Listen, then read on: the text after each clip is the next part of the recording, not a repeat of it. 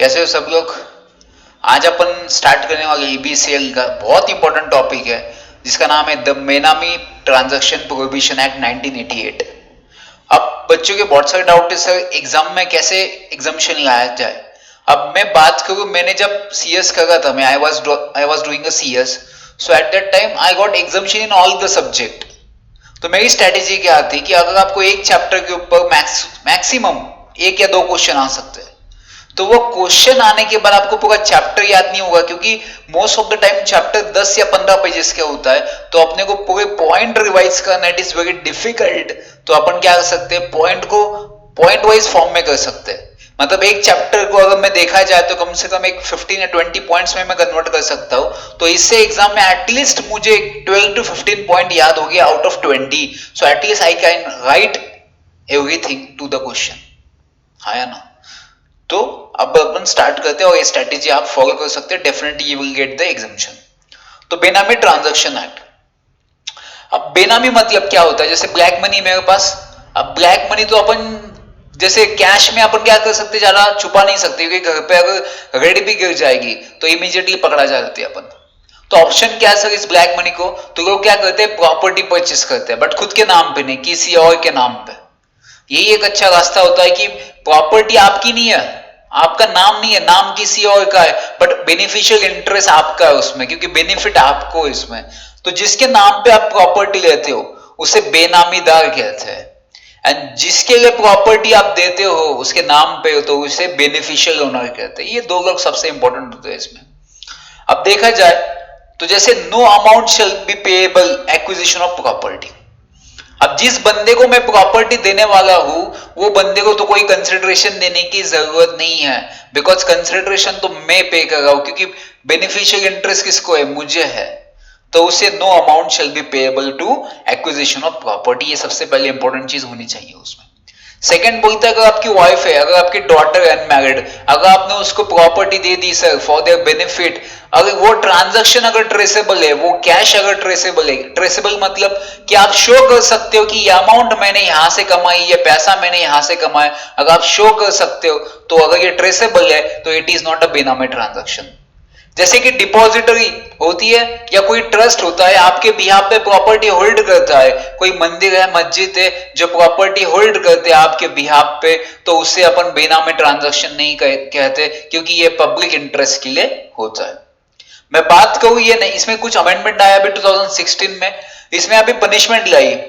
पहले कैसा था कि इसमें एपेलेट ट्रिब्यूनल नहीं था, कोई स्पेसिफिक प्रोविजन नहीं थी कि प्रॉपर्टी कॉन्फिस्केट करने के बाद किसके पास होती है, गवर्नमेंट के पास होती है, सेंट्रल गवर्नमेंट के पास।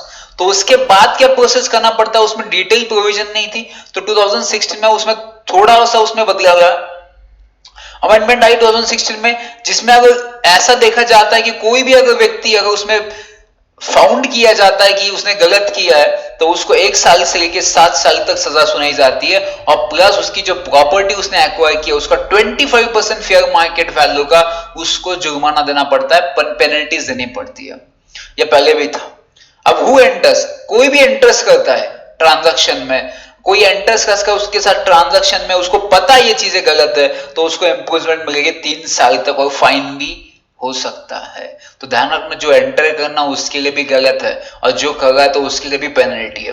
अब बेनामी ट्रांजैक्शन, बेनामी ट्रांजैक्शन जैसे मैंने बोला आपको कि प्रॉपर्टी ट्रांसफर करना किसी और को विदाउट कंसिडरेशन और consideration, and such consideration is not traceable. उसको अपन कहीं ट्रेस नहीं कर सकते कि ये कंसिडरेशन कहां से आया है, तो उसे अपन बेनामी ट्रांजैक्शन कहते हैं। फ्यूचर बेनिफिट के लिए भी आप रख सकते हो, बहुत सारे लोग फ्यूचर बेनिफिट के लिए लैंड्स प्रॉपर्टीज लेके रखते हैं। कंसिडरेशन इज नॉट ट्रेसेबल, मैंने बोला कंसिडरेशन ट्रेसेबल होने की जरूरत नहीं है।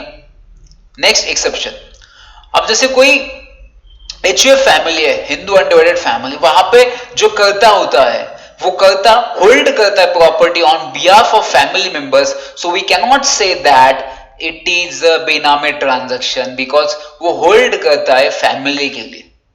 नेक्स्ट होता है फिड्यूशियरी पोजीशन। फिड्यूशियरी पोजीशन मतलब जैसे ट्रस्टी होता है, डिपॉजिटरी पार्टिसिपेंट होता है, जो शेयर्स होल्ड करता है आपके बिहाफ पे, तो उसे भी अपन बेनामी ट्रांजैक्शन नहीं कह सकते। जैसे आपका स्पाउस है और चाइल्ड है, जिसके लिए आपने प्रॉपर्टी परचेस की है, but such transaction is traceable, then अपन उसको बेनामी ट्रांजैक्शन नहीं कहेंगे ब्रदर सिस्टर हो।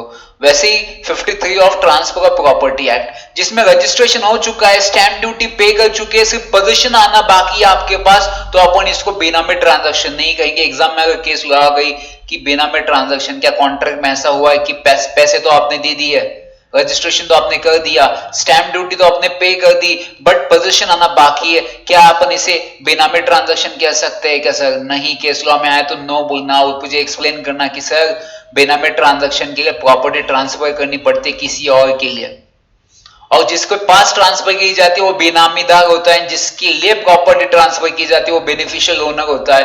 वहां पे विदाउट कंसिडरेशन होता है, वहां पे कंसिडरेशन ट्रेसेबल नहीं होता। यहाँ पे तो आप रजिस्ट्रेशन भी कर रहे हो, स्टैंप ड्यूटी भी पे कर रहे हो, so it is a traceable amount, हाँ या ना? चलो, बेनामीदार पूरा कौन होता है? बेनिफिशियल ओनर पूरा।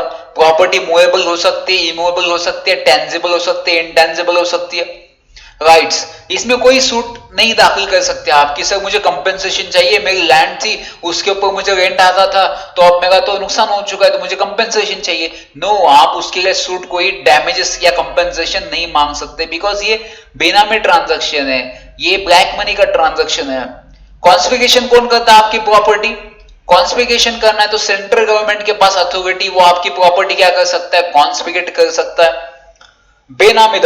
बेनामीदार अगर ऐसा लगता है कि cannot retransfer the property to the beneficial owner, मतलब अगर बेनामीदार को पता चल जाता है कि अभी कुछ तो कांड होने वाला है, गवर्नमेंट सीज करने वाले प्रॉपर्टी, अगर वो ट्रांसफर करता है बेनिफिशियल ओनर को, वो null एंड वॉइड है, क्योंकि वो ऑलरेडी इलीगल है। सेक्शन 24 कहता है कि notice and attachment of property in बेनामी ट्रांजैक्शन। अब इसमें कौन अटैच करता है, कैसी प्रोसेस होती है? मैं बात करूं तो इनिशिएटिंग ऑफिसर कोई भी असिस्टेंट कमिश्नर होता है, वो क्या करता है, अगर उसको लगता है ऐसा कि इसके पास बेनामी ट्रांजैक्शन है, बहुत सारी प्रॉपर्टी है, तो उसको लगता है तो वो क्या कर सकता है, एक शो कॉज नोटिस इशू कर सकता है और उसको बोल सकता है कि भाई साहब आप दिखाओ, आप मुझे दिखाओ कि आपने प्रॉपर्टी कहां से परचेस की, आपको लगता है ये बेनामी ट्रांजैक्शन नहीं, आप प्रूफ करके दिखाओ। बट उसको ऐसा लगता है कि ये मैं नोटिस भेजने के बाद ये प्रॉपर्टी किसी और को सेल कर देगा, तो इस केस में ये क्या कर सकता है, 90 डेज तक वो प्रॉपर्टी अपने पास रख सकता है with the permission of authority. जो एप्रोप्रिएट अथॉरिटी होगी, उसका जो एडजुडिकेटिंग अथॉरिटी होगी, उसका परमिशन लेके 90 डेज तक वो प्रॉपर्टी होल्ड कर सकता है अगर उसको ऐसा लगता है।